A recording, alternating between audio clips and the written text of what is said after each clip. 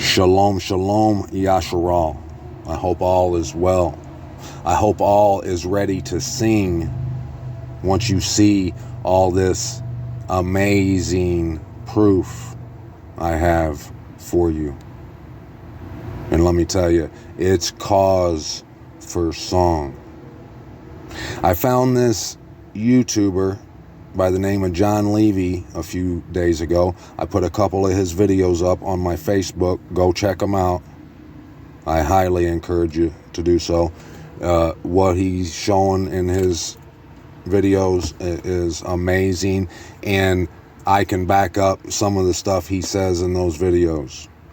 But in one of those videos, he shows this map of North America, and what's in that red rectangle is what I want you to notice. And I could try to pull it up here for you, but it's kind of hard to read. But I happen to find the tweet here, and I'm going to take you to the document, and I'll put the link in the description where you can go read it for yourself. But in that red rectangle, it says, their principal river empties into a salt lake. The lower part of the river is adorned with 6 noble cities, besides 100 towns, and the people call themselves YAHUAH. Now, I'm sure I didn't pronounce that right, and it's probably a good chance that the guy who wrote this account down probably either misspelled or mispronounced that name. But notice the ah in that name. But so right here is this document. It's from the Historical Society of Montana, and let me make sure I got right here is page 172, and that's 173. I got them a little backwards, but we'll get to them. But notice what's said in here. Prepare to have your mind blown. I'm going to start at the second paragraph. In 1776, the Sioux informed Captain Jonathan Carver, who passed the winter among them, that there was a nation of white people about the sources of the Missouri who cultivated the ground and possessed arts unknown to other tribes. But even earlier than that time of, however you say that, and Carver, there was prevalent a vague idea of a powerful white people in the remote West. In 1689, Baron La Hatton, Lord Lieutenant of the French colony at Placentia in Newfoundland, wrote an account of discoveries, real and pretended, made by him in the West. Now it says pretended because there's the guy that's writing the account of hearing about the account from the guy that's seen these people. He's part of the cover up. You can tell by the things he says, and he's part of that. The earth opening its mouth and protecting the woman and the remnant of her seed that you can read about in Revelations, and we're going to go there, trust me. But made by him in the West, arriving at the Mississippi by way of the Fox and Wisconsin rivers. And just a side note, fun fact, I grew up on the Wisconsin River. You could kind of say I'm a Wisconsin River rat. I wouldn't. He ascended the Mississippi for 9 days when he arrived at the mouth of the Long River, up which he journeyed for 6 weeks, passing through various Indian tribes till he arrived among the Nastasaries, who held as prisoners from Mozum elk savages.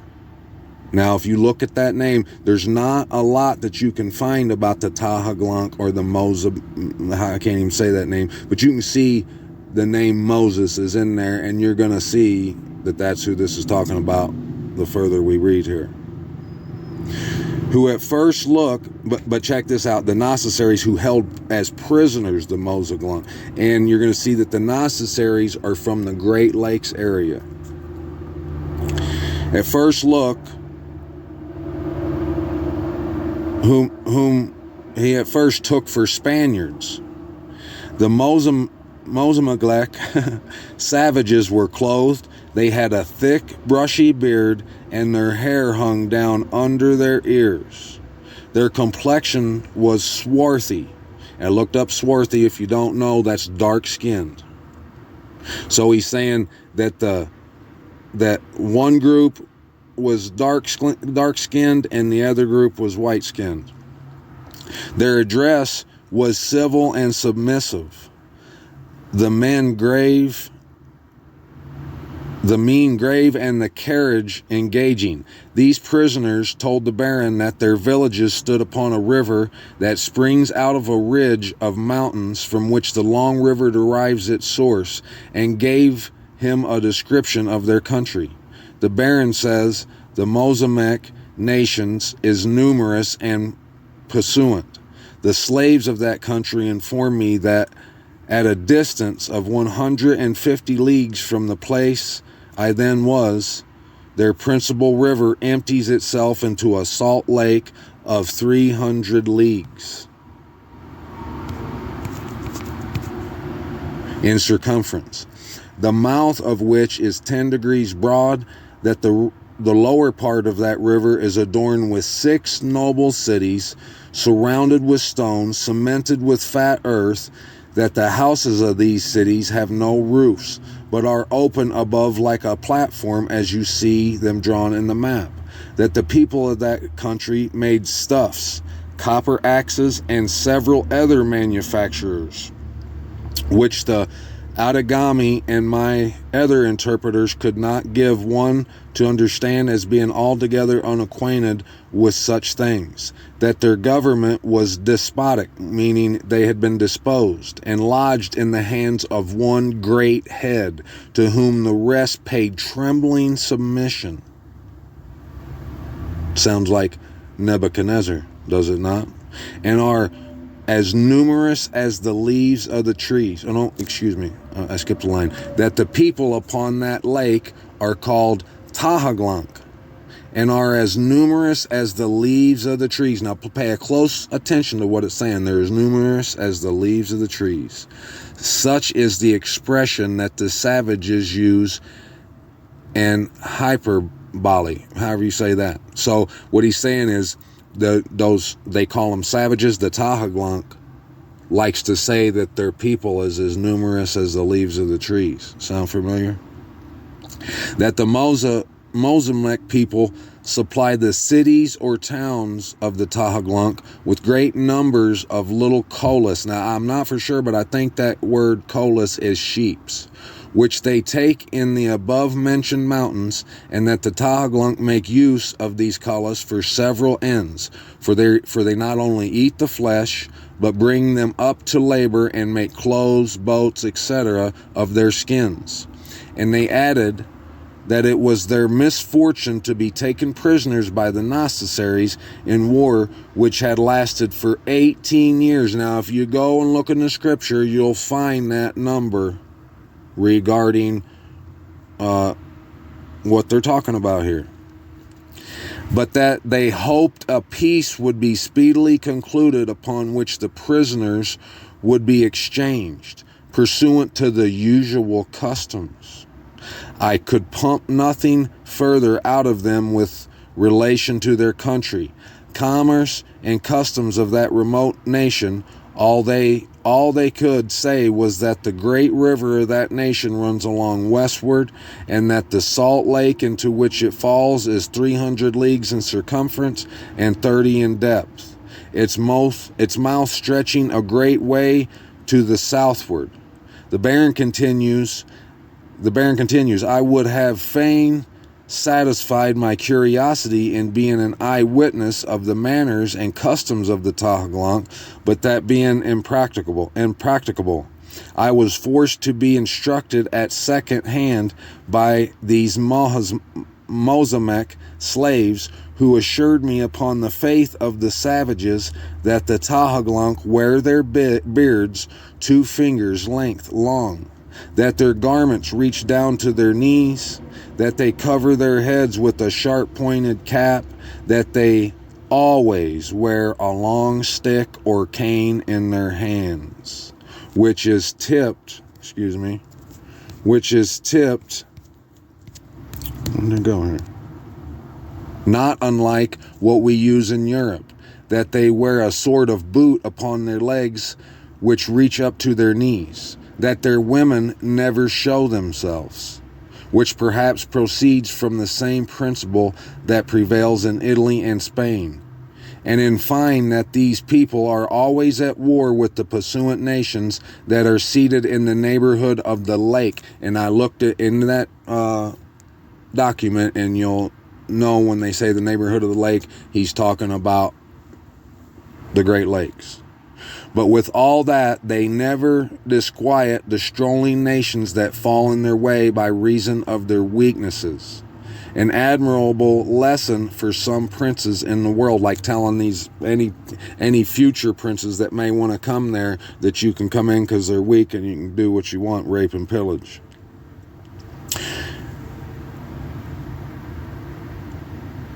Who are so much intent upon the making use of the strongest band. This was all I could gather upon the subject. My curiosity prompted me to desire a more particular account, but unluckily I wanted a good interpreter, and having to do with several persons that did not well understand themselves, I could make nothing of their incoherent frustrations. Now, you be the judge of who they were talking about, and to go along with that, I got more proof for you right here. This is another ancient world map, and I can't remember the date of this one, but I think it's older than the one we were just looking at. But first I want to point out the name of the Pacific.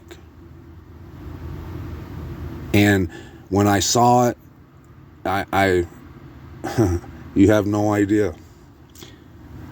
It says north part of the Great Sea. Those of you who've been here a while, you may have remembered me mentioning a while back when we went through Ezekiel that the Great Sea must have been the Pacific. And Abba, through his Ruach HaKodesh, was precise yet again. But right here, you can see in the fold there of the map, it must have been where the Salt Lake is. But it says here, the bearded men come from the west, which I don't understand what that means, to cut yellow wood. 11 of them were killed during the expedition of whoever. And right there it says Tahaglunk, the lost nation of Manka type, whatever that means. But also, just like the Most High showed me that the Pacific is actually the Great Sea, and it's just absurd for anyone to try to tell you that by according to the descriptions in the Bible of the Great Sea, that in any way could that match up with the Mediterranean, a lake basically. But in a lot of places in Scripture, it talks about they get their cedars from Lebanon. I'm sure you know what I'm talking about. Just like the Most High through his Ruach showed me that Pacific was actually the Great Sea. He showed me long ago, and I've mentioned it here on All Esteem several times, that I believed Lebanon was like in Northern California or Oregon or Washington State.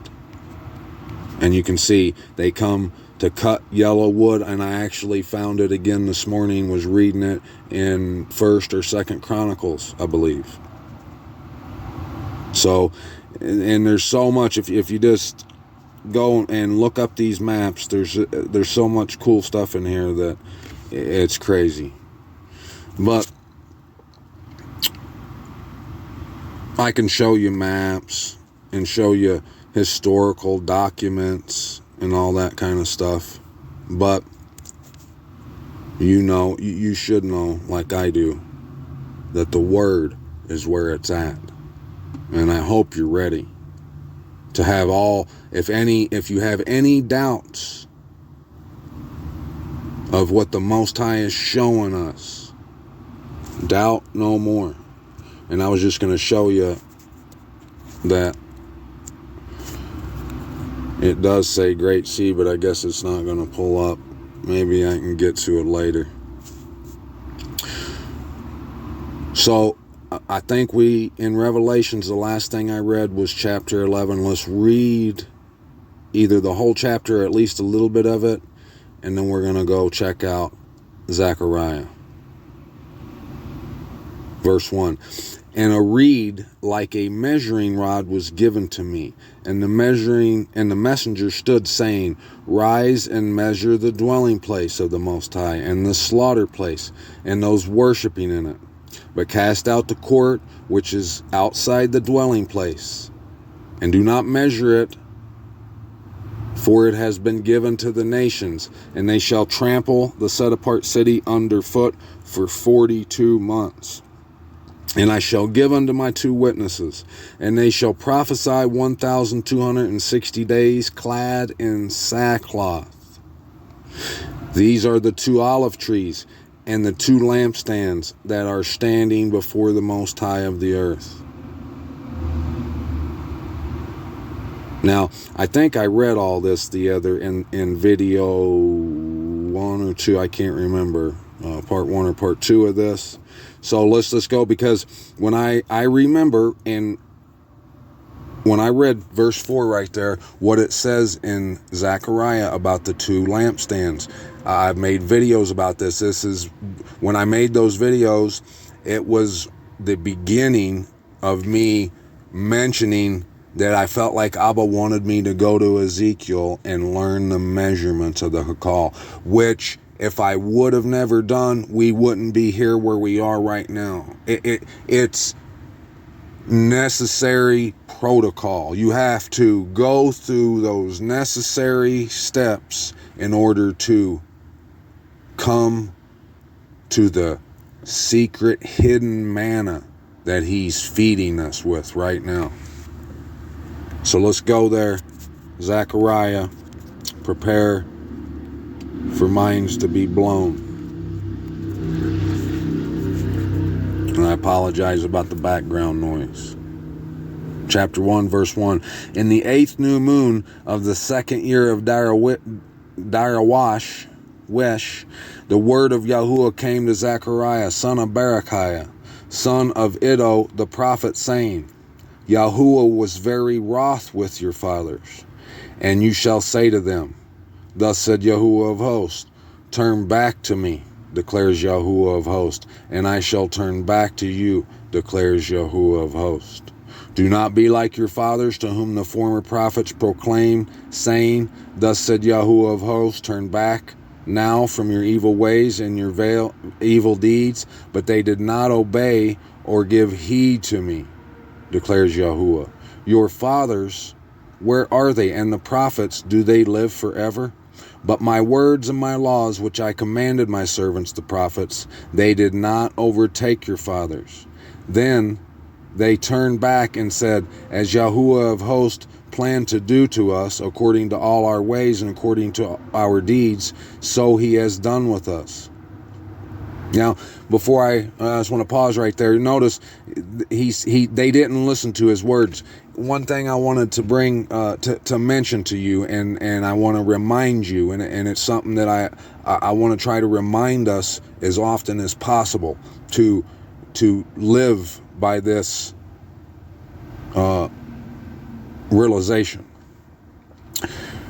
A couple days ago, I heard a lady saying that she felt like the Most High led her and wanted her to read Revelations chapter 13. And she said that she thought to herself, I've read chapter 13. Why would I need to go and read chapter 13? I've already read that before. I know what chapter 13 says. And I've had so many people tell me that. There's been so many times when I've been trying to share something with them that the Most High has shown me. I've had them say, I've read Isaiah. I know what it says. I've read Ezekiel. I know about the measurements of the Hakal. Yeah, he's telling you how big the temple is going to be. And stuff like that, you know. And that's the worst attitude that anyone could have. We wouldn't be where we are right now if we had that attitude. If I said, when I noticed that those two lampstands mentioned in Revelations was the same that's mentioned in Zechariah here, if I were like them, I would have said, well, I don't need to go look in Zechariah again. I already know what Zechariah says. That is the opposite, on the complete other end of the spectrum of humility. That's that haughty, proud look that gets you nowhere. It actually will get you killed. The living word, the words that proceed out the mouth of Abba Yahuwah, the Most High, our wonderful Creator, our righteousness, springs forth and blossoms every time we look at it. How dare anyone think that they are bigger or above that? That they have learned all there is in any section of his word. That they've learned all there is to learn. That there is no more. It's just like we read in the last video, what it says in was it Hosea? He said, are you wiser than Daniel? Has no secret been hidden from you? Don't ever be like that, beloved Mishpachah. You'll get nowhere but 6 feet under. But that reminded me when these guys refused to listen to the Most High's word, it reminded me of what that lady said.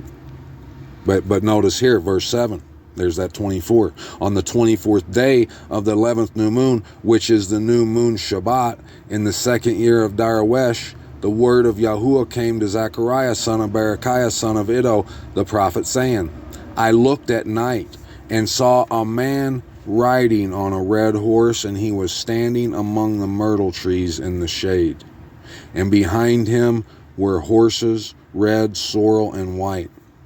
And I said, my master, what are these?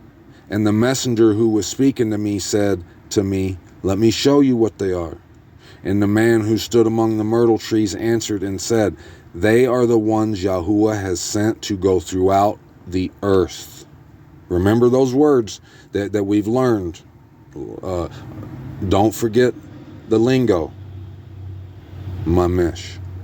And they answered the messenger of Yahuwah who stood among the myrtle trees and said, we have gone throughout the earth, and see all the earth is at peace and rest. And the messenger of Yahuwah answered and said, O Yahuwah of hosts, how long would you have no compassion on Jerusalem and on the cities of Yehuda? Could have been those 100 cities, those 6 noble cities that map was talking about, against which you are enraged these 70 years. And Yahuwah answered the messenger who talked to me good words, comforting words. And the messenger who spoke with me said to me, proclaim, saying, thus said Yahuwah of hosts, I have been jealous for Jerusalem and for Sion with great jealousy, and I am very wroth with the nations who are at ease. For when I was a little wroth, they furthered the evil. Therefore thus said Yahuwah, I shall return to Jerusalem with compassion. My house shall be built in it, declares Yahuwah of hosts, and a surveyor's line be stretched out over Jerusalem. There's that surveyor's line, that measuring rod or reed. Once again, proclaim, saying, thus said Yahuwah of hosts, again my city shall overflow with goodness, and Yahuwah shall again comfort Sion, and shall again choose Jerusalem. And I lifted up my eyes and looked and saw 4 horns. And I said to the messenger who was speaking to me, what are these? And he said to me, these are the horns that have scattered Yehuda, Yasharal, and Jerusalem. And Yahuwah showed me 4 craftsmen. And I said, what are these coming to do? And he spoke, saying, these are the horns that scattered Yehuda, so that no one lifted up his head. But these come to trouble them, to throw down the horns of the nations that lifted up their horn against the land of Yehuda, to scatter it, meaning the horsemen. And I lifted up my eyes and looked and saw a man with a measuring line in his hand. And he said, where are you going? And he said to me, to measure Jerusalem, to see what its width and what its length. What is its length? And see, the messenger who was speaking to me was going out, and another messenger was coming out to meet him.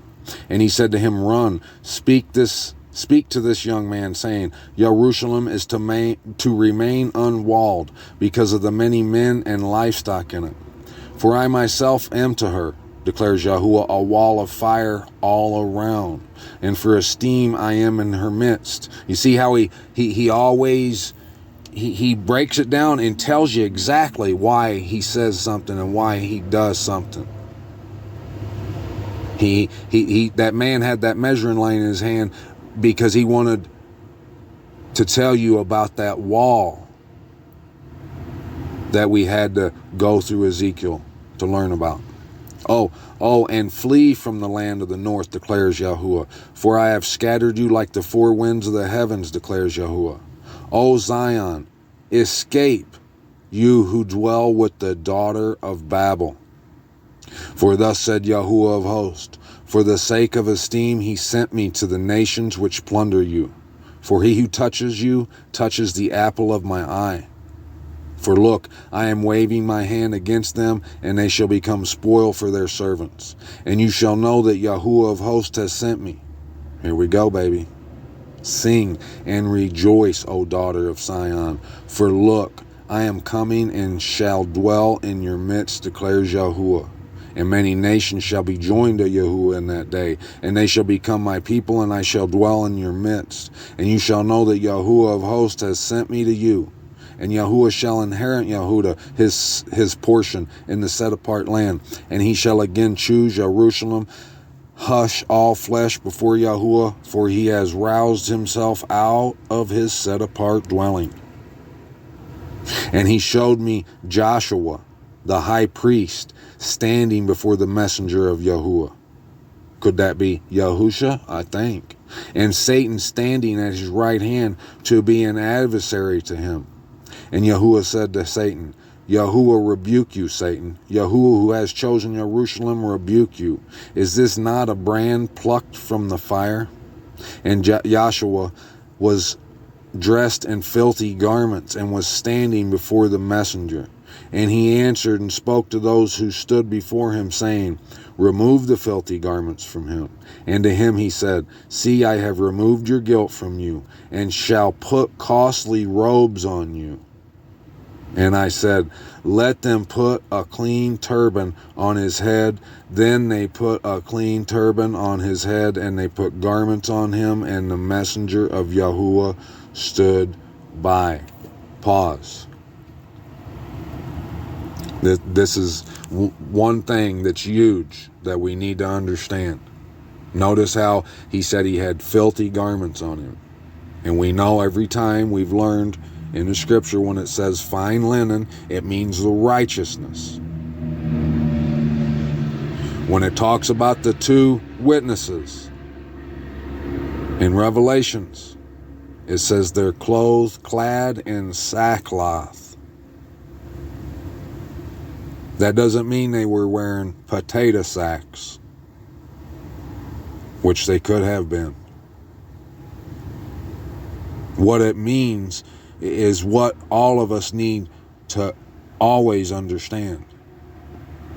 That those two witnesses are more than likely going to be people that these church goers, these holier than thou type people, would never give a second thought that they would be the two witnesses. They'll laugh at that idea. But the word, just like I do, it's fact. And every word, 1,000,000% necessary. Clad in sackcloth means that they're people who aren't walking around appearing to be righteous. That they're the same type of people that Yahushua hung out with. The same type of people that the whole world is. Yes, we follow his word and his righteousness, but according to the Most High, we're clad in sackcloth, Mishpachah. And the messenger of Yahuwah witnessed to Yahshua, saying, Thus said Yahuwah of hosts, if you walk in my laws, and if you guard my duty, then you shall also rule my house, and also guard my courts, and I shall give you access among these standing here. Now listen, Yahushua, the high priest, you and your companions who sit before you, for they are men of symbol. For look, I am bringing forth my servant, the branch. Now that for sure is Yahushua. See the stone which I have put before Joshua, on one stone are 7 eyes. See, I am engraving its inscription, declares Yahuwah of hosts, and I shall remove the guilt of that land in one day. In that day, declares Yahuwah of hosts, you shall invite one another under the vine and under the fig tree. Invite one another. Now, in that day, notice that, in that day you shall invite one another. Did you guys get my invite to the set apart place? Because let me tell you, it's spectacular, breathtaking, gorgeous, the most beautiful sight you'll ever see. You can't prove me wrong on that one as well. And the messenger who was speaking to me came back and woke me up as a man, and as a man is awakened from sleep. And he said to me, What do you see? So I said, I have looked and see a lampstand, all of gold with a bowl on top of it. And on the stand 7 lamps, with 7 sprouts to the 7 lamps. And 2 olive trees are by it, one at the right of the bowl and the other at its left. Then I responded and spoke to the messenger who was speaking to me, saying, What are these, my master? And the messenger who was speaking to me answered and said to me, Do you not know what these are? And I said, No, my master. And he answered and said to me, This is the word of Yahuwah to Zerubbabel, not by might, nor by power, but by my spirit, said Yahuwah of hosts. Who are you, great mountain, before Zerubbabel? A plain, and he shall bring forth the capstone with shouts of favor to it. And the word of Yahuwah came to me, saying, The hands of Zerubbabel have laid the foundation of this house, and his hand shall complete it. And you shall know that Yahuwah of hosts has sent me to you. For who has despised the day of small beginnings? They shall rejoice when they see the plumb line in the hand of Zerubbabel. These 7 are the eyes of Yahuwah, which diligently search throughout all the earth. Then I responded and said to him, What are these 2 olive trees, one at the right of the lampstand and the other at its left? And I responded a second time and said, What are these 2 olive branches, which empty golden oil from themselves by means of the 2 golden pipes? And he answered me and said, Do you not know what these are? And I said, No, my master. And he said, These are the 2 anointed ones who stand before the master of all the earth. And I lifted up my eyes again and looked and saw a flying scroll. And he said to me, what do you see? And I answered, I see a flying scroll, 20 cubits long and 10 cubits wide. And he said to me, this is the curse that goes forth over the face of all the earth. Everyone who is stealing, pay attention, Mish, everyone who is stealing shall go unpunished. On the one side, according to it. And everyone who has sworn falsely shall go unpunished. On the other side, according to it. I shall send it out, declares Yahuwah of hosts, and it shall come into the house of the thief, and the house of the one who shall swear falsely by my name. And it shall remain in the midst of his house, and shall consume it, both its timber and stones.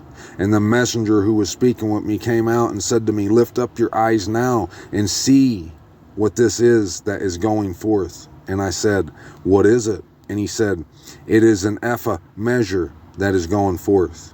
Again he said, this is their appearance throughout the earth. And see, a lead cover lifted up. And this, a woman sitting inside the ephah measure under the lead cover. And he said, this is wrongness.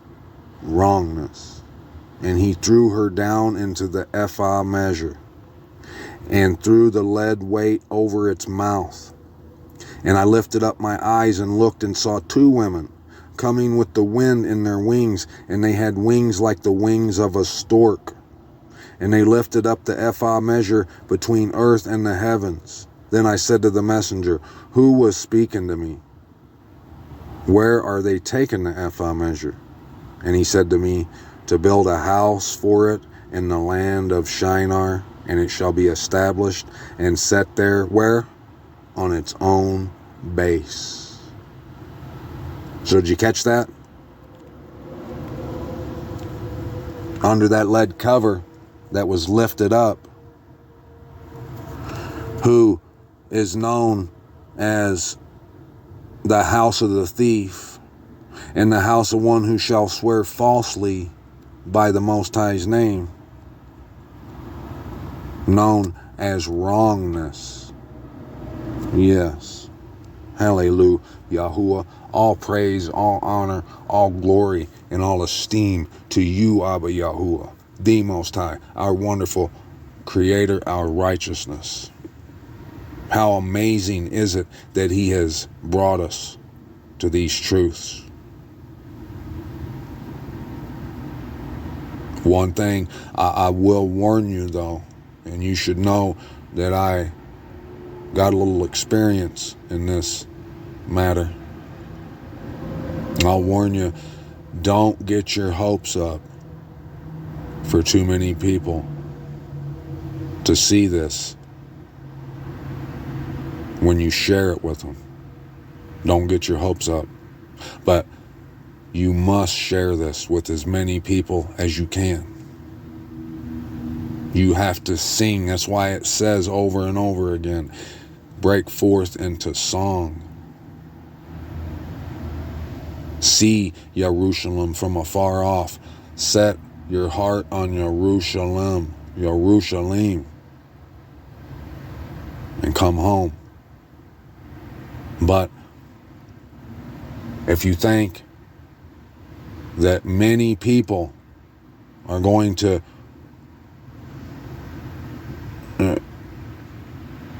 acknowledge what you're saying, you're setting yourself up for failure.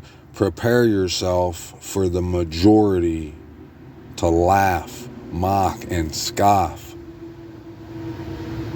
at your attempt at sharing this. But you just seen back there, I think it was in chapter 2 or 3, it said, make sure you send out those invites. You must send out those invites. You must weep for what's happened to Jerusalem and for the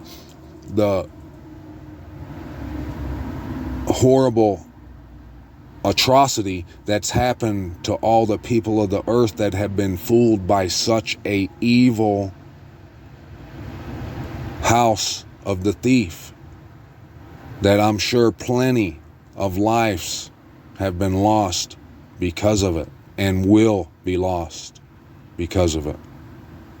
It's a horrible matter, but it's all for the good purpose and the glory of Abba Yahuwah in the end, regardless. Look at what he's showing us. How magnificent is that? Chapter 6, and I lifted up my eyes again and looked and saw 4 chariots coming from between 2 mountains, and the mountains were mountains of bronze. With the first chariot were red horses, with the second chariot black horses, with the third chariot white horses, and with the fourth chariot strong speckled horses.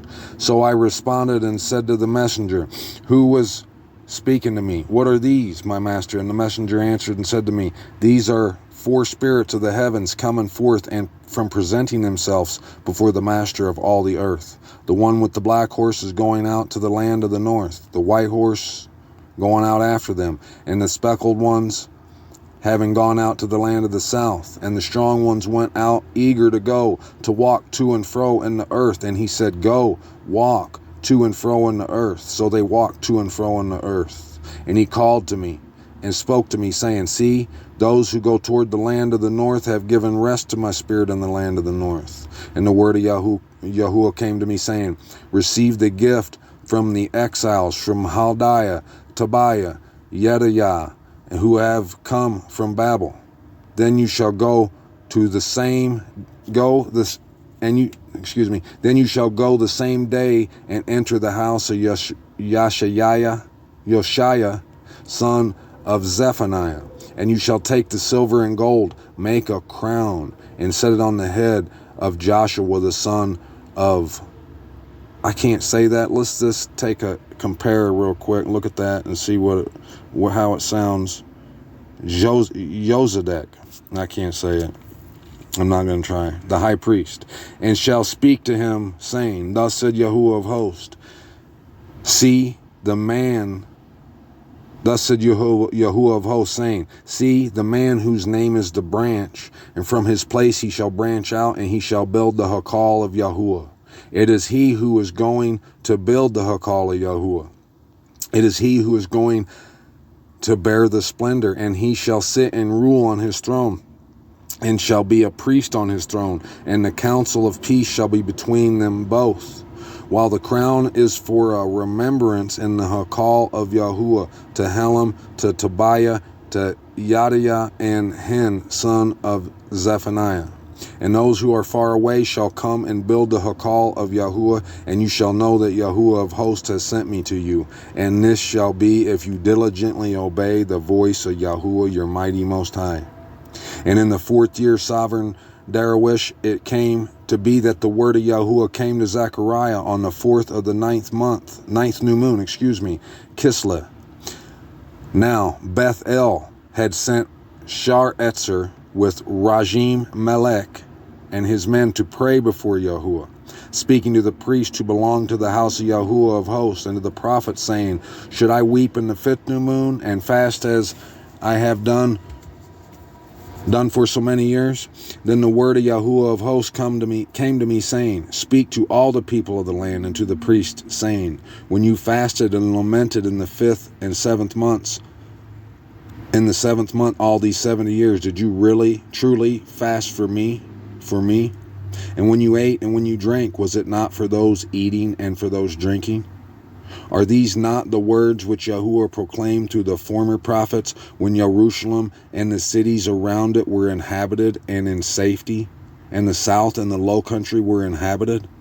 And the word of Yahuwah came to Zechariah, saying, Thus said Yahuwah of hosts, Execute true right ruling, show loving commitment and compassion everyone to his brother.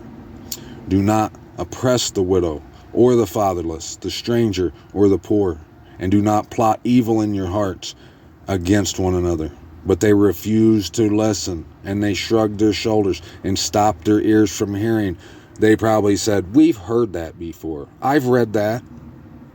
I know what it says. The worst thing to say out your mouth, the worst attitude to have. And they made their hearts like flint against hearing the Torah and the words which Yahuwah of hosts had sent by his spirit through the former prophets.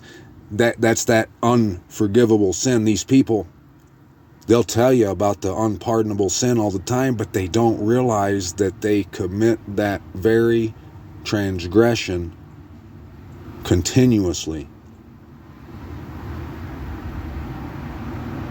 This right here, you should know that the Ruach HaKodesh, that spirit of truth of the Most High Abba Yahuwah, has led us to this secret, to the measurements of the Hakal, to all this stuff that he's led us to. Has it been perfect? Obviously not. Has it been ugly and up and down and right and left? Yeah, it has. Has it been true? Absolutely. Has it been epic? You already know. I wouldn't trade a second of it. I wouldn't have it any other way. All praise, all honor, all glory, and all esteem. Therefore great wrath came from Yahuwah of hosts, and it came to be as he called, and they did not hear. So let them call, but I shall not hear, said Yahuwah of hosts. And remember, the two witnesses, and we'll go back and look at that again, they're clad in sackcloth. The people that mock and scoff us, they'll mock and scoff them too. They're not going to listen to them because they're normal people. They're clad in sackcloth, like Joshua right there, dressed in filthy garments. They'll laugh at these type of people, just like they laugh at us. But that's we seen there too the other day. That's who the Most High looks upon. He looks upon the poor and the needy, the meek, and those who tremble at his word. Every word.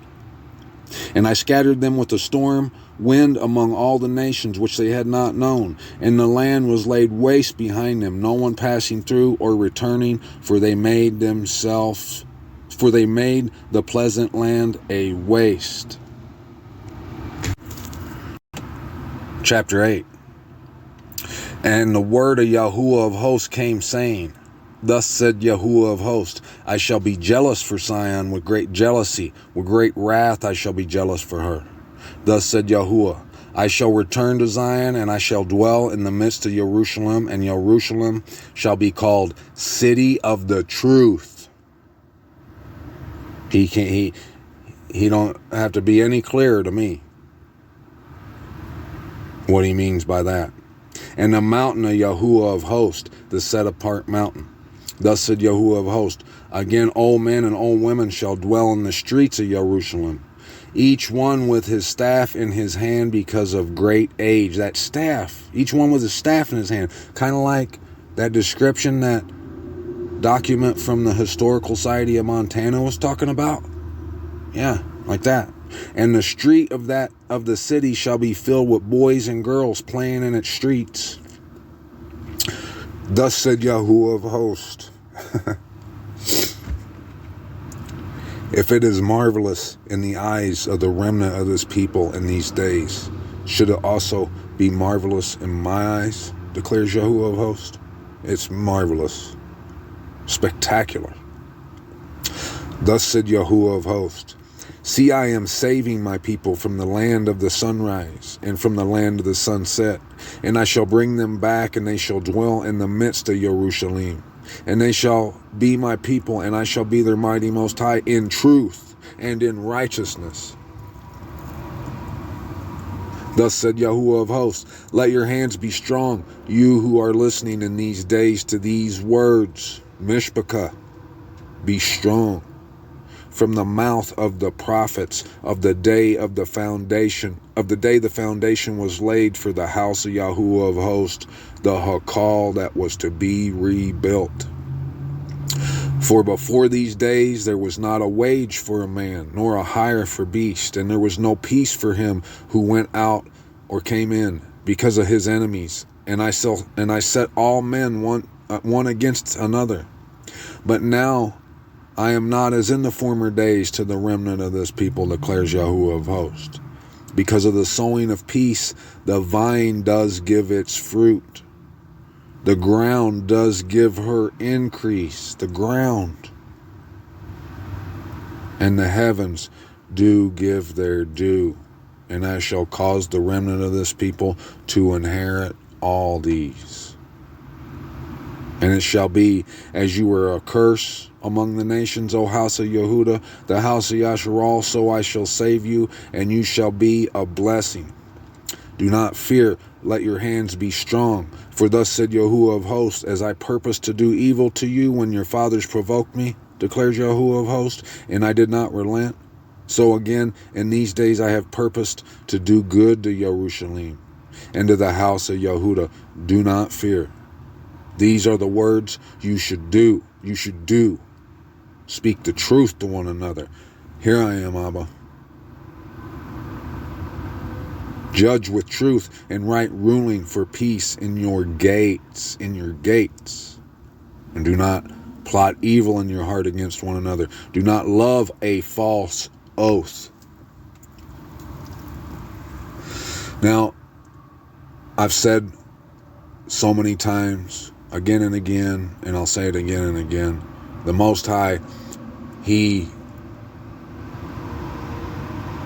covers everything. He knows all the right moves. He says just the right things. His words have multiple meaning, purposes. They're all facts. That false oath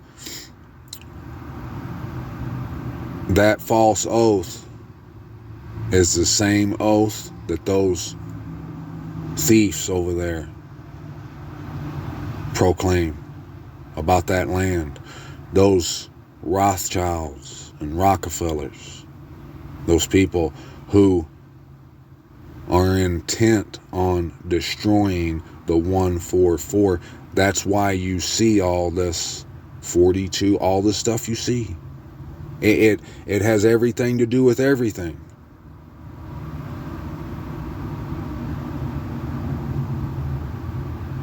They swear they love those false oaths. For all these I hate, declares Yahuwah. And the word of Yahuwah of hosts came to me, saying, Thus said Yahuwah of hosts, the fast of the 4th, and the fast of the 5th, and the fast of the 7th, and the fast of the 10th months are to be joy and gladness and pleasant appointed times for the house of Yehuda. And they shall love the truth and the peace. Thus said Yahuwah of hosts, people shall yet come, inhabitants of many cities. Get on that highway, Mishpachah. And the inhabitants of the one go to another, saying, Let us earnestly go and pray before Yahuwah and seek Yahuwah of hosts. I myself, I'm a going. And I'm not a leaving. And many peoples are strong, and strong nations shall come to seek Yahuwah of hosts in Jerusalem and to pray before Yahuwah. Many peoples. Thus said Yahuwah of hosts, in those days 10 men from all languages of the nations take hold. Yes, they shall take hold of the edge of the garment of a man, a Yahudi, saying, Let us go with you, for we have heard that the Most High is with you. All esteem, baby. The messenger of the word of Yahuwah against the land of Hadrach and Damascus, its resting place, when the eye of man and all the tribes of Yasharal are on Yahuwah. And Hamath also borders on it. Sor, there's that Sor, and Sidon. Remember those? Though they are very wise. For Sor built herself a tower, she did. Heaped up silver like the dust, she did. And gold like the what? Like the mud of the streets. You see how we have to take all words? They're all so very necessary. You see that? Most people, before we read and went through all the word we've went through, if we hadn't have been led by the Ruach HaKodesh like we have, all esteem to Abba Yahuwah, we would be like all these people who refuse to hear the word of the Most High. We would think nothing about that phrase like the mud of the streets. But because he's led us, we know exactly what he's referring to. Those lies. The water comes from under the Hakal, the set apart place, the streams and fountains of truth. Only mud comes from that house of a thief, of wrongness. See, Yahuwah shall dispossess her, and he shall strike her power in the sea, in the people. Strike her power. That's what he's doing right now with us. She holds no more power over me. And she shall be consumed by fire. That's what's happening right now. She's been utterly consumed in my eyes. Ashkelon sees it and fears. Azah too, writhing in anguish, and Ekron, for all her expectation has dried up, and the sovereign shall perish from Azah, and Ashkelon shall not be inhabited, and a mamzer shall settle in Ashdod. Now a mamzer is the equivalent to the word bastard, so it says, and a bastard shall settle in Ashdod. So I shall cut off the pride of the Philistines, and shall take away his blood from his mouth, and the abominations from between his teeth, and he shall remain, even he, to our mighty Most High, and he shall be like a leader in Yehuda, and Ekron like a Jebusite, and I shall encamp, pay attention, Mish, I shall encamp around my house, against an army, against him who passes by and him who returns, so that no oppressor passes through them again. For now I have seen with my eyes. Rejoice greatly, O daughter of Zion. Shout, O daughter of Jerusalem. See, your sovereign is coming to you. He is righteous and endowed with deliverance, humble and riding on a donkey, a colt, the foal of a donkey. And I shall cut off the chariot from Ephraim. There's that Ephraim. And the horse from Jerusalem, and the battle bow shall be cut off, and he shall speak peace to the nations, and his rule is from sea to shining sea, baby. This land is our land. It's your land, it's my land. And from the river to the ends of the earth. Also you, because of the blood of your covenant, I shall send your prisoners out of the pit. Return to the stronghold, you prisoners of the expectation. Even today I declare that I return double to you. For I shall bend Yehuda for me, I shall fill the bow with Ephraim, and I shall stir up your sons, O Zion, against your sons, O Greece. And I shall make you like the sword of a mighty man. And Yahuwah shall appear to them, and his arrows go forth like lightning, and the master Yahuwah sound with the shofar. And he shall go with whirlwinds from the south. Yahuwah of hosts shall shield them. There's that shield. There's that shofar. There's that sword. Ain't it awesome that we know what he's talking about? It says the men of battle will be wielding swords, a great army. And they shall devour and trample on sling stones, and they shall drink roar as if with wine, and they shall be filled like basins, like the corners of the slaughter place. And Yahuwah their Most High shall save them in that day as the flock of his people, for the stones of a diadem sparkling over his land. For what goodness is his, and what comeliness is his. Grain make the young men thrive, and new wine the maidens. Side note, it says sparkling over his land, the stones. In some of those maps, the mountains along the 6 noble cities were said to be, they called them the bright mountains that were covered in all matter of precious stones. Go check it out. And Yahuwah for rain in the time of the latter rain, or ask Yahuwah for rain in the time of the latter rain.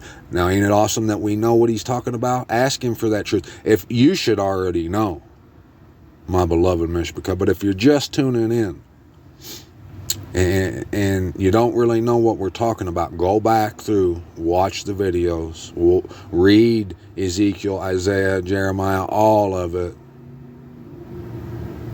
and you'll know that he's not talking about rain for crops, which that could be as well.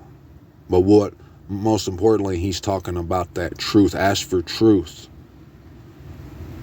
from Yahuwah, who makes storm clouds, who covers things up, and he gives them showers of rain, the plants in the field to everyone. For the household idols spoke emptiness. The diviners saw falsehood and relate dreams of deceit. They comfort in vain. Therefore they have wandered about like sheep. They are afflicted, for there is no shepherd. My wrath burns against the shepherds, and I lay charge against the leaders. For Yahuwah of hosts shall visit his flock, the house of Yehudah, and make them like his splendid horse in battle. His splendid horse. From him comes the cornerstone, from him the tent peg, from him the battle bow, and from him every ruler together. And they shall be like mighty men who trample down the mud of the streets in the battle. Yes, that's what we're doing right now. Hallelujah, Yahuwah. And they shall fight because Yahuwah is with them, and the riders on horses shall be put to shame.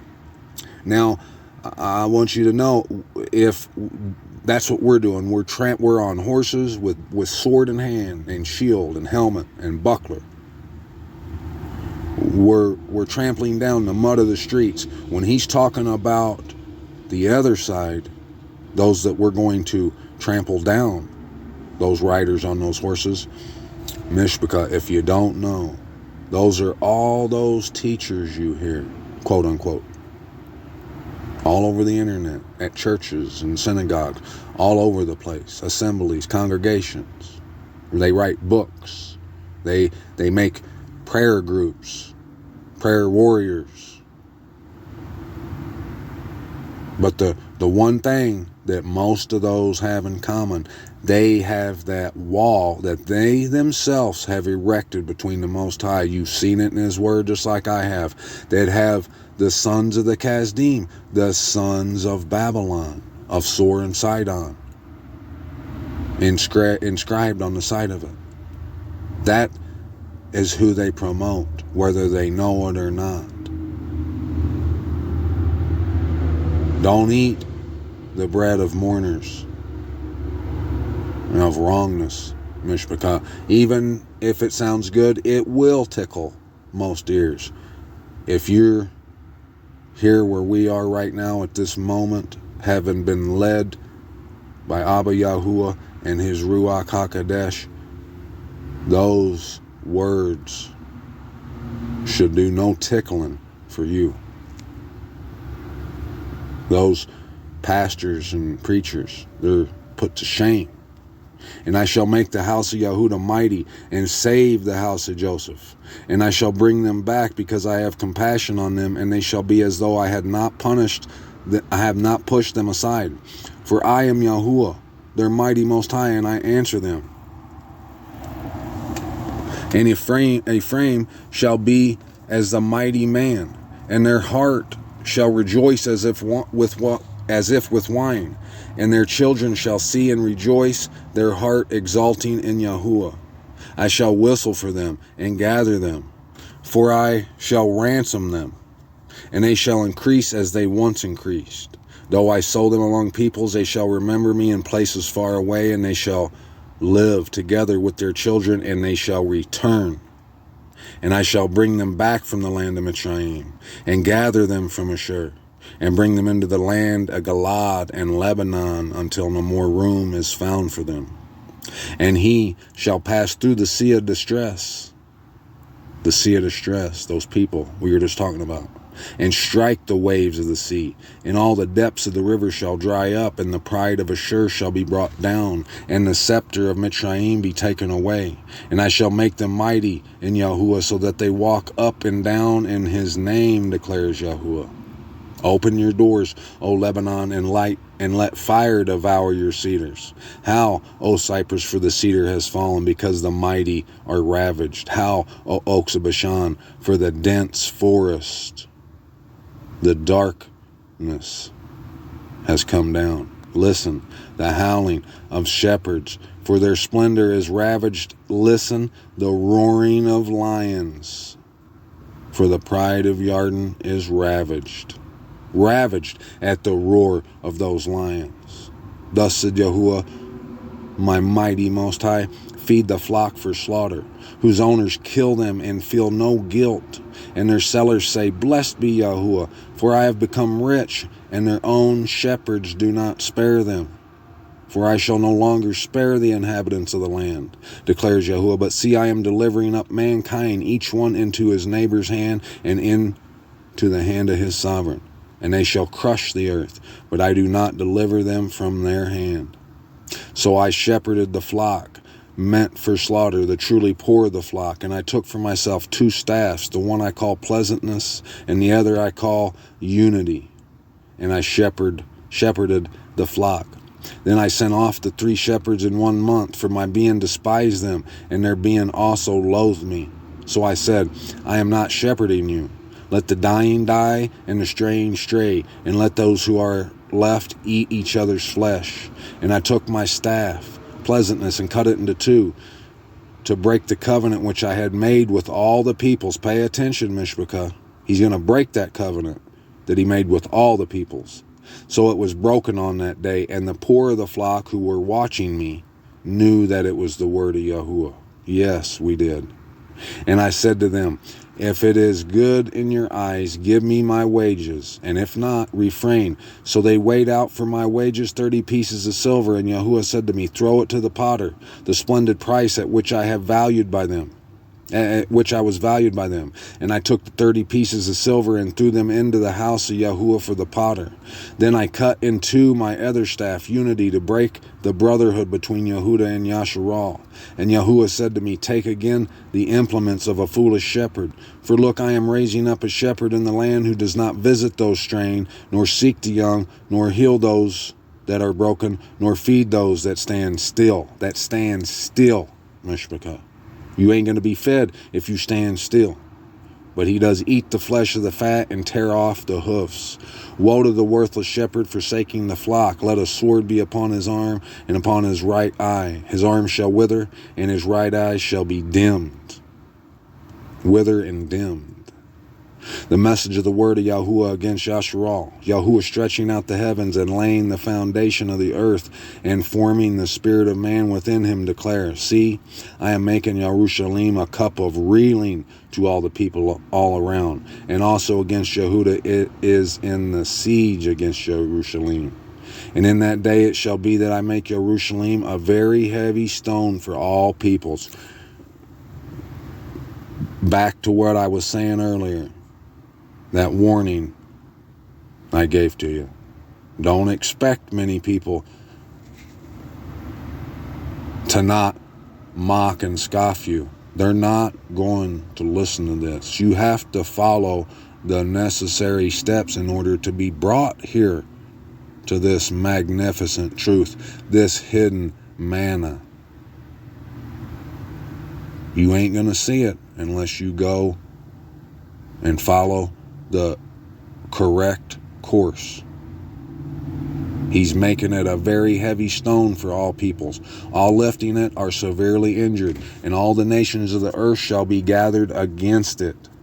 And in that day, declares YAHUAH, I shall strike every horse with bewilderment and its rider with madness. Those pastors. And on the house of Yehudah I open my eyes, but every horse of the peoples I strike with blindness. All the congregations, churches, groups that people ride in on. And the leaders of Yehudah shall say in their heart, the inhabitants of Jerusalem are a strength to me. through Yahuwah of hosts, their mighty Most High. In that day I make the leaders of Yehuda like a fire pot among the trees, and like a torch of fire in the sheaves, and they shall consume all the peoples all around on the right and on the left. Is that not what we're doing right now, Mishpachah? Yes, it is. And Yerushalayim shall dwell again in her own place, in Yerushalayim. And Yahuwah shall save the tents of Yehuda first, so that the comeliness of the house of David and of the comeliness of the inhabitants of Yerushalayim would not become greater than that of Yehuda. In that day Yahuwah shall shield the inhabitants of Jerusalem, and the feeble among them in that day shall be like David, and the house of David like the Most High, like the messenger of Yahuwah before them. And it shall be in that day that I seek to destroy all the nations that come against Jerusalem. Pay attention. And I shall pour on the house of David and on the inhabitants of Jerusalem a spirit of favor and prayers. And they shall look on me whom they pierced, and they shall mourn for him who as one mourns for his only son. And they shall be in bitterness over him as a bitterness over the firstborn. In that day the mourning in Jerusalem is going to be great, like the mourning at Hadad Raman in the valley of Megiddo.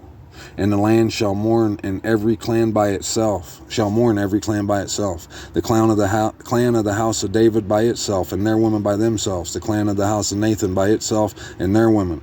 The clan of the house of Levi, and their women. The clan of Shimei by itself, and their women. And all the rest of the clans, every clan by itself, and the women by themselves.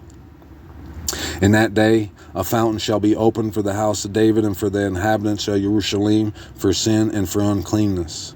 And it shall be in that day, declares Yahuwah of hosts, that I cut off the names of the idols from the earth, and they shall be remembered no more. And I shall also remove the prophets and the unclean spirit from the earth. And it shall be, when one prophesies again, that his father and mother who brought him forth shall say to him, You shall not live, because you have spoken falsehood in the name of Yahuwah. And his father and mother who brought him forth shall pierce him through when he prophesies. And it shall be in that day that the prophet shall be ashamed, every one of his vision, when he prophesies, and not put a hairy robe on in order to deceive. There'll be no more lies, but shall say, I am no prophet, I am a farmer, for a man sold me as a slave in my youth. And one shall say to him, What are these wounds in your hands? And he shall say, Because I was struck at home by those who love me. O sword, awake against my shepherd, against the man who is my companion, declares Yahuwah of hosts. Strike the shepherd, and let the sheep be scattered, but I shall turn my hand upon the little ones. And it shall be throughout all the soil, declares Yahuwah, that 2/3 therein are cut off and die, and 1/3 is left therein. And I shall bring the third into fire, and refine them as silver is refined, and try them as gold is tried.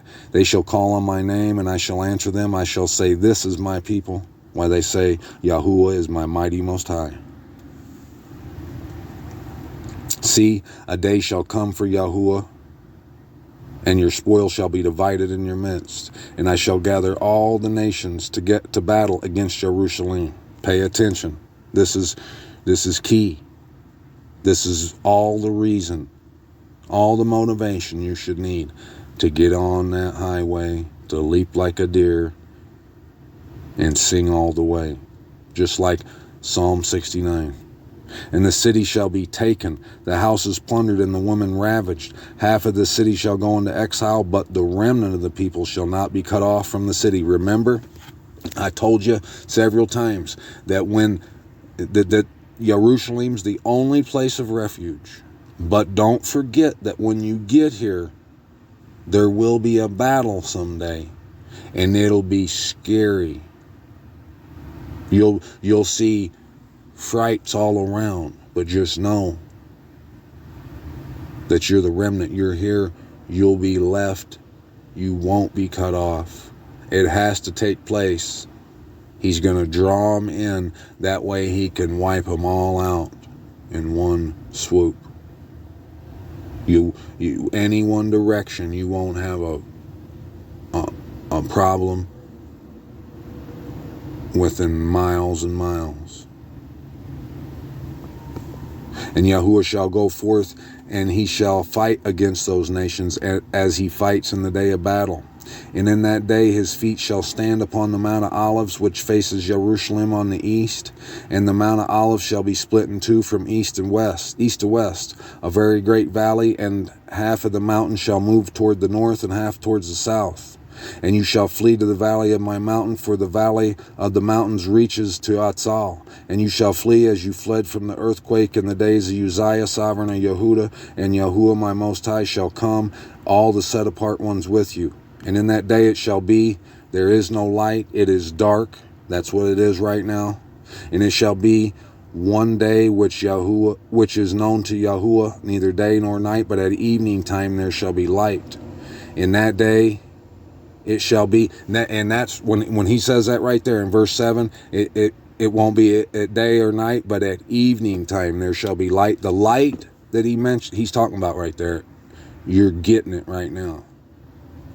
And what he means by at evening time, that's a way to gauge what season we're in. The evening time, it's almost midnight. It's the day is almost over.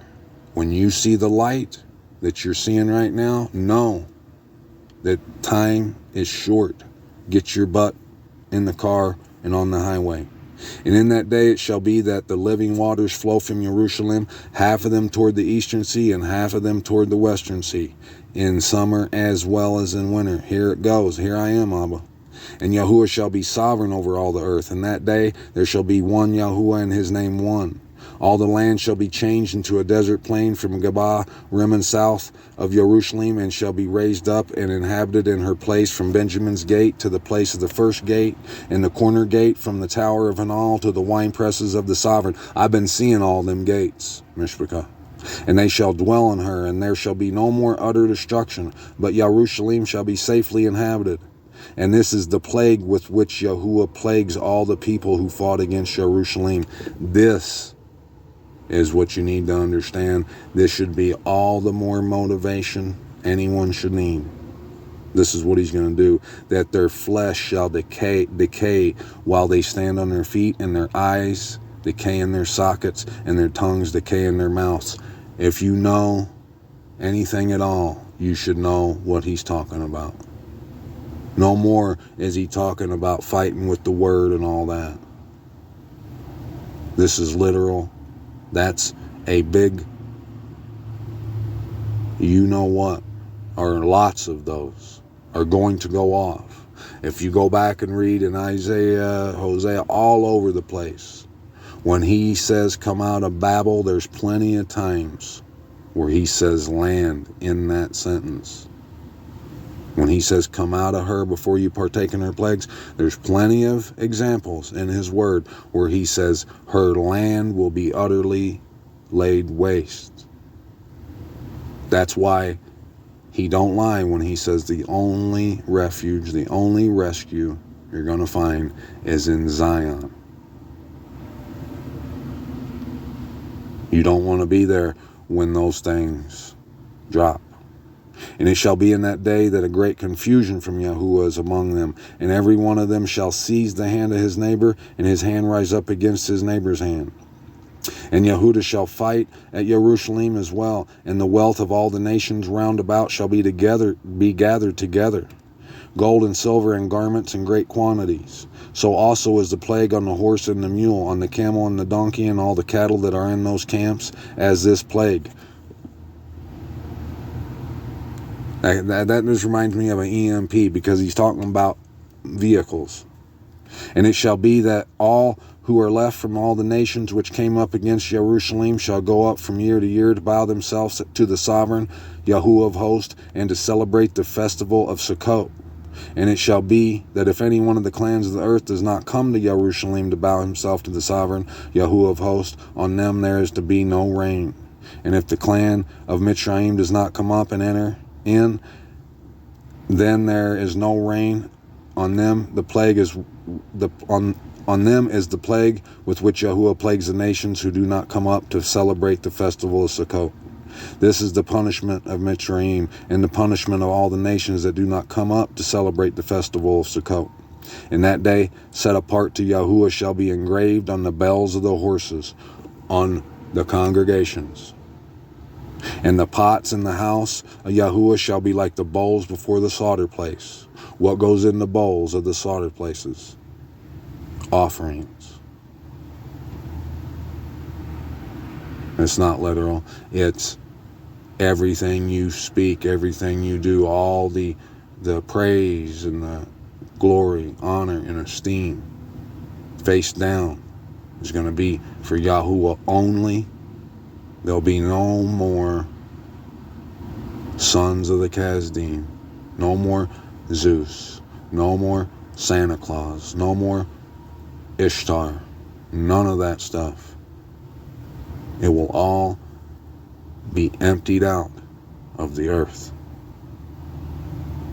And every pot in Jerusalem and Yehudah shall be set apart to Yahuwah of hosts, and all those who slaughter shall come and take them and cook in them, and there shall no longer be a merchant in the house of Yahuwah of hosts in that day. Hallelujah, Yahuwah.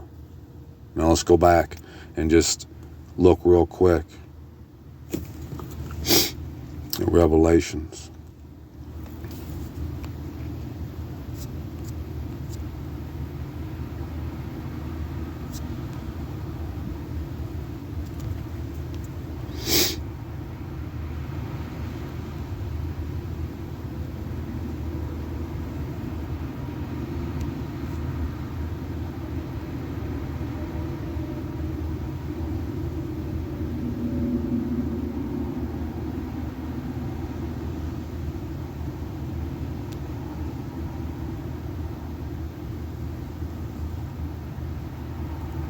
Now, I'm going to switch to chapter 12, but notice the last verse, 19. And the dwelling place of the Most High was opened in the heaven, and the ark of his covenant was seen in his dwelling place. And there came to be lightnings, and voices, and thunders, and an earthquake, and great hail. This is all after the two witnesses that witnessed from the set-apart land. There will be a door that's going to be closed. It's just like the 5 foolish virgins when the bridegroom came. This is that is pretty much all about coming to the land, Mishpachah. Have your lamps trimmed.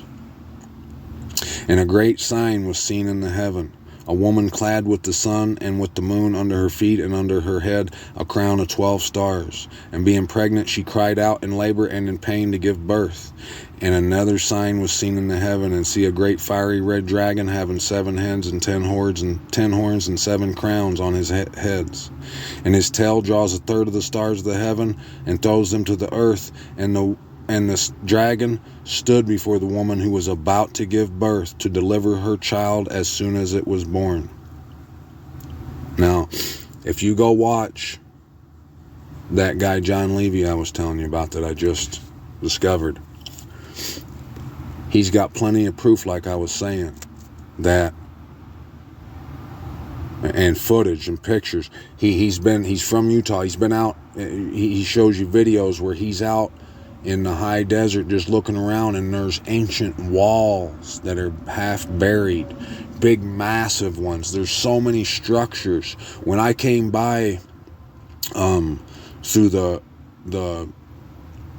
red desert right before you break into Utah, like on the eastern side of Utah, I come around Monument Valley, and I looked off to the southwest, and it was spooky. It was scary looking. The big pieces, people think that they're just rock formations, but they're not. They're the remnants of civilizations, and there's all kinds of people proving it right now. But like I've said, I'll always say, all things are done for the good purpose and the will of Abba. Because right here it says, and she bore a male child who was to shepherd all nations with a rod of iron. And her child was caught away to the Most High and to his throne. And the woman fled into the wilderness, where she has a place prepared by the Most High, all things for his good purpose, to be nourished there 1,260 days. And there came to be fighting in the heaven. Michael and his messengers fought against the dragon, and the dragon and his messengers fought. But they were not strong enough, nor was a place found for them in heaven any longer. And the great dragon was thrown out, that serpent of old, called the devil and Satan, who leads all the world astray. He leads all the world astray. He was thrown to the earth, and his messengers thrown out with him. And I heard a loud voice saying in the heaven, "Now have come the deliverance and the power and the reign of our mighty Most High, and the authority of his Messiah, for the accuser of our brothers, who accused them before the Most High day and night, and has been thrown down. And they overcame him because of the blood of the Lamb, because of the word of their witness, and they did not love their life to death. Because of this rejoice, O heavens, and you who dwell in them. Woe to the earth and the sea, because the devil has come down to you, having great wrath, knowing that he has little time." And when the dragon saw that he had been thrown to the earth, he persecuted the woman who gave birth to the male child. And the woman was given 2 wings of a great eagle, to fly into the wilderness, to her place, where she is nourished for a time and a times and a half a time from the presence of the serpent.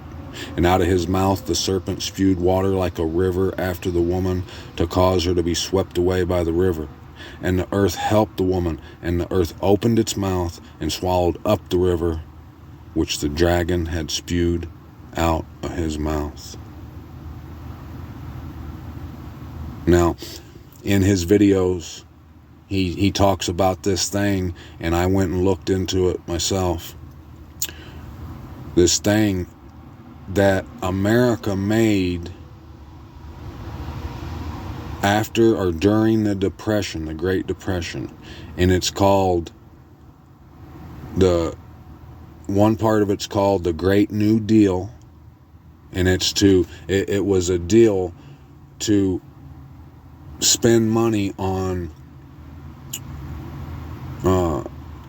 infrastructure and building up America and building parks and national parks and monuments and stuff. And a lot of that was to cover up all that was here. That guy, John Levy, he proves to you that there's pictures like in Seattle of these magnificent buildings, massive buildings that the people back in them times could have never built. In the official narrative was that they were built in like 1 year and destroyed the next year. They destroyed them. I was just watching today this guy show how when settlers first came to St. Louis, that it was a metropolis of giant mound builders. Not that they were giants, which they could have been there, but that the mounds they built were giant. And there's pictures of them with European-looking men destroying them. And now, according to those documents that guy had, there was only one left. And most people don't even know where it is. But when the settlers first got there, it was a metropolis of them. Just like that map I showed you, it said that there were 6 noble cities.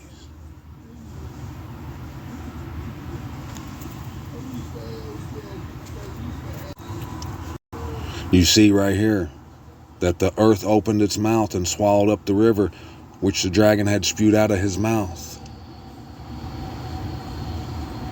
That's that thick darkness, that covering of YAHUAH. But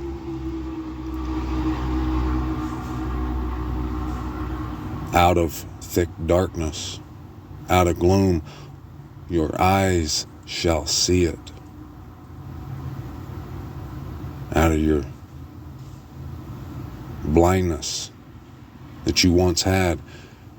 If you're like me, you now see out of all that darkness.